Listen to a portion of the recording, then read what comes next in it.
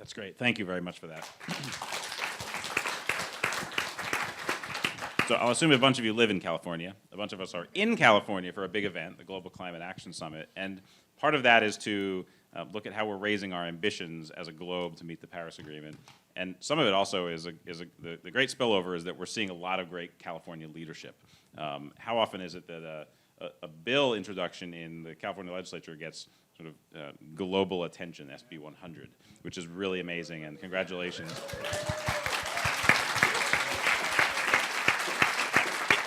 In this room, it's probably not a surprise, SB 964, am I getting the number right? Should achieve that same level of notoriety and positive praise. And I let the senator describe his approach and his work to achieve exactly that. So. Well, thank you, Dan. Thank you so much. And it's so exciting to, I think this is, all right, we'll go straight. All right. Well, it's very exciting to be here back in Berkeley. I actually have a law degree from UC Berkeley, so I learned about fiduciary duty just up the road.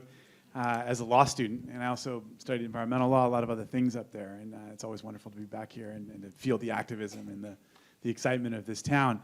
I now represent the 26th district down in Southern California, so I'm from Santa Monica. I represent the west side of Los Angeles.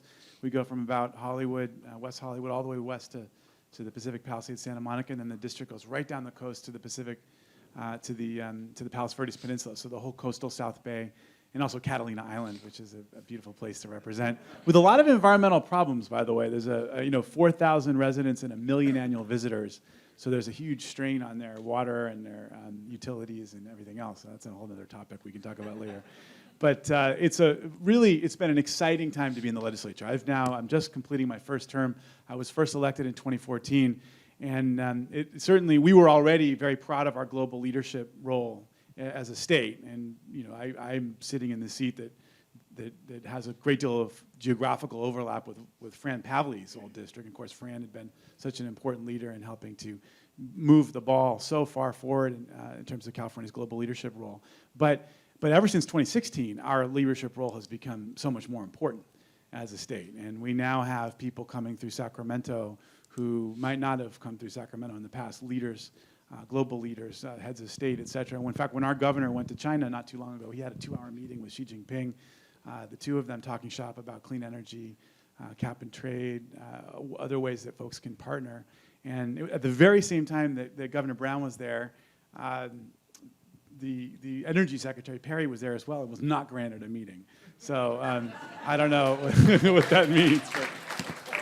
But we're literally, I know at the last Bonn conference, California was sitting there with a national level delegation right next to Canada. And that's recognition of the power and the scope and the size and the importance of California. On our own, we're now the world's 5th largest economy. We were 6th, but Brexit changed that. And now we're 5th. And the states certainly have a lot of power, and there's no question that when there's a certain amount of coherence in state government, that can have a lot of power too. But there's something special about when California decides to get behind meaningful environmental policy. It can actually move markets not only around the nation but around the world. And we've certainly seen that on everything from automobile emission standards to tailpipe, et cetera. So one of the things that we're so proud of is the work we're doing on energy, but also the work that we're doing in this area that we're talking about today. Now, this is a topic that really doesn't get anywhere near as much attention as ZEVs and renewable energy. Those have been getting a lot more attention. The vehicles, but this is a powerful and important topic, and it's one that I hope gets more and more attention as we move along, because there really is so much. There's power and money associated with the decisions that we're discussing here. So it's something that I had the opportunity to become aware of just through reading over time, but also through the work of CL and Mercer. I've got a wonderful staffer, Tina Andolina, who's quickly learning about CCAs and issues over on the other side of the bay right now at the conference. But she helped to work with me and teach me and engage with me on these issues associated with fiduciary duty and climate change. And she carefully read your work, and it's part of what helped lay the foundation for SB 964, which was a reintroduction of a bill that we'd put in place the year before, SB 560, which hadn't passed. Speaking to the challenges that that are raised whenever anyone tries to talk about pensions or investments. Some of the issues that were talked about in the last panel are immediately raised. There's a lot of reticence to do anything that might be seen as impacting, the health of an investment fund. It wouldn't be prudent. It wouldn't be prudent, right? It wouldn't be prudent. Though as we're seeing, there's a lot of great data. If we can actually get the data, study it, and this is part of what we're doing here. In fact, I'm so excited to hear Dan and I were wrapping a little bit before and talked about how some of the types of reporting that are in this bill you had in place in New York City that helped to lay the groundwork for this announcement that you're making this week that is just so immensely exciting. So, and let me just say that this was a very hard-fought battle, this bill, and folks like Janet and there's another gentleman I was seeing before, many activists who played a really important role in helping to raise the profile of this issue at the Democratic Party, amongst members of the legislature, other folks who might otherwise not be quite as in tune. Now, when I talk about the power of California, we have a great deal of power because of our size, our money, our scope, the scope of our economy. CalPERS and CalSTRS, our two major public pension funds, are enormous. I mean, they are two of the largest pension funds in the entire world. And this bill ultimately calls on both of those funds to account for climate-related financial risk and puts that into law. Now, we don't know, by the way, whether the governor will sign. He actually asked for a number of the climate-related bills, and they've gone over to his desk, and we're all keeping our fingers crossed that maybe it'll happen this week.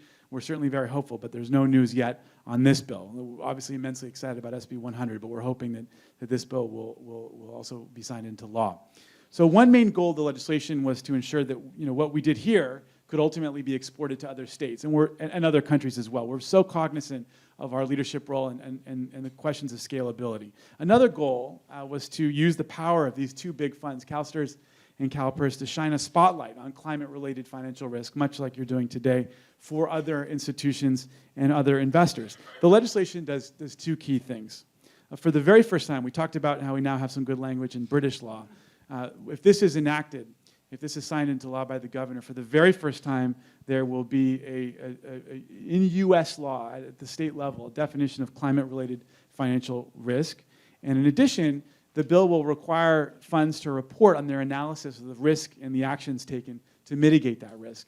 And it's risks along the lines of what were outlined in the last panel. We're talking about litigation risk, transition risk, the actual stranded assets risk and the physical risk associated with climate change. Now, getting the definitions right was very tricky. We needed to incorporate the effects of climate change when we were looking at the sorts of issues raised by investments, storms, sea level rise, et cetera. How do we really craft a careful nexus between climate change and the types of risks that would be relevant to investors? We also knew that we needed to cover the risks that we know will come as our global economy shifts from one dependent on fossil fuels to one based on renewables. So there's going to be all sorts of new risks associated with that transition that was described earlier in the last panel. We also wanted to capture the risk of shifting consumer attitudes so that as people move away from fossil fuels, our investors ought to be taking that into account when they're thinking about long-term consumer trends. Those are all things that need to be considered. And we also wanted to make sure that we were deliberate, that we were comprehensive, but also flexible enough in the way that we crafted this bill to ensure that the definition could be easily used in other states. We really do see this as part of a global movement that we want to scale and bring to other states, and we're certainly hoping that you'll take this back to Albany and get your friends up there to support this. So it's the nudge factor. Yeah, that's right. That's the nudge factor.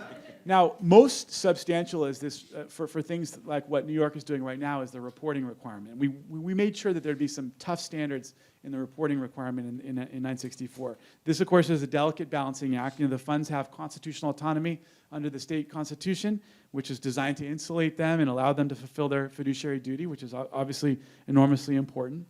The bill also had to be carefully crafted to ensure that we maintained that autonomy so as not to run afoul of the funds or also the Constitution, while also still being meaningful and achieving the goals that we had. And we also needed to ensure that the reporting requirement would ultimately be beneficial globally. And of course, after losing last year's bill in committee, in a committee particularly that analyzed the cost of the legislation, we needed to be cognizant of the workload, the staffing, the overall cost of what we were asking the funds to do as they prepared their reports.